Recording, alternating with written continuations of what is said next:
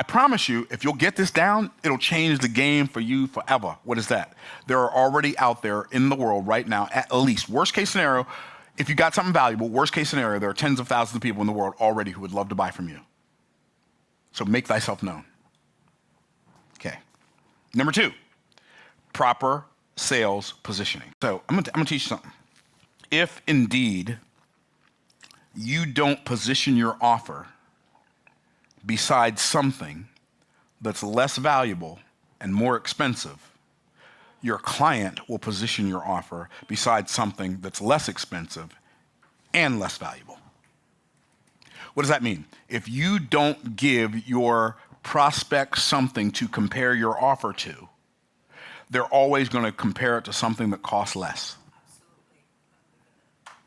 So, one of the reasons some of y'all think you're bad at selling, when in reality, you're just bad at the positioning part of selling. You're great at presenting, but you're bad at selling, which is, I'm going to get to that next. So if you have the wrong sales perspective and you have bad positioning, you are climbing Mount Everest of selling.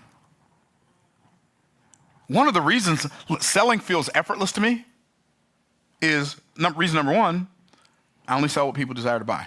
People say to me, well, Myron, what do you sell? My answer is always the same. Depends. What do you want to buy?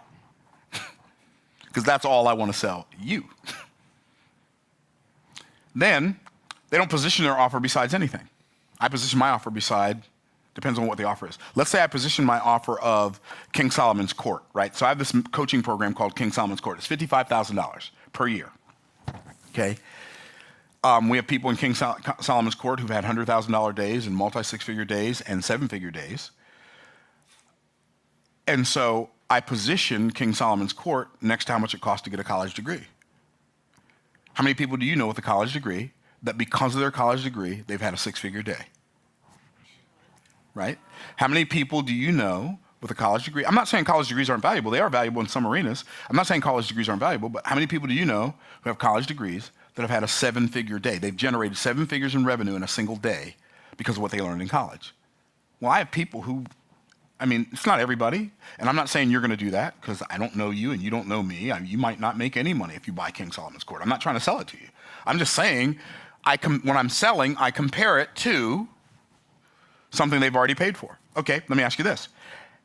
How many people have bought a car that costs more than $55,000? If you buy a brand new pickup truck, it's going to cost you more than $55,000. And unless you're in construction, that pickup truck ain't making you any money.